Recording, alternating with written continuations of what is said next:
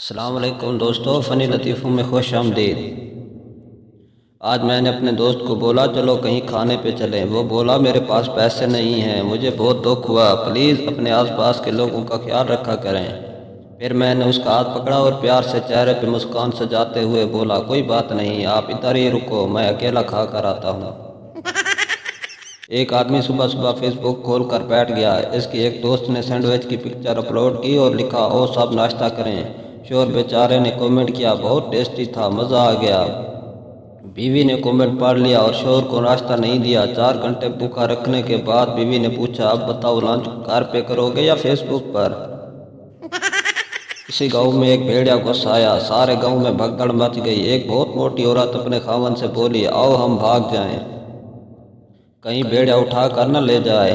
خاوند بولا تم گھبراؤ نہیں، وہ بھیڑیا ہے، کریں نہیں۔ استاد ہر روز شاگرد سے کہتا تھا تمہاری عمر میں قائد اعظم نے میٹرک کر لیا تھا۔ شاگرد نے ایک دن تنگ آ کر کہا سر آپ کی عمر میں بھٹو پھانسی پر چڑھ گیا تھا، آپ ابھی تک زندہ ہیں۔ ماسٹر صاحب نے بچوں کو خاموشی کے فائدے بتائے اور پھر پوچھا ماسٹر صاحب جو شخص مسلسل بولتا ہو اور کسی دوسرے کو بولنے کا موقع نہ دے ہم اسے کیا کہیں گے؟ پچھلے کونے سے آواز آئی ماسٹر صاحب۔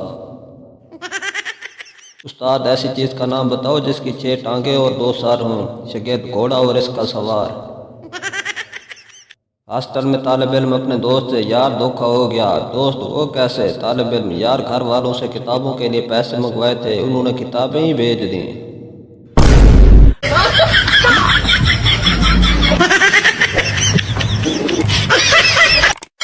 ویڈیو اچھی لگی ہے تو اسے لائک کریں، چینل کو سبسکرائب کریں۔ ملتے ہیں انشاءاللہ نیکسٹ ویڈیو میں، تب تک کے لیے اللہ حافظ۔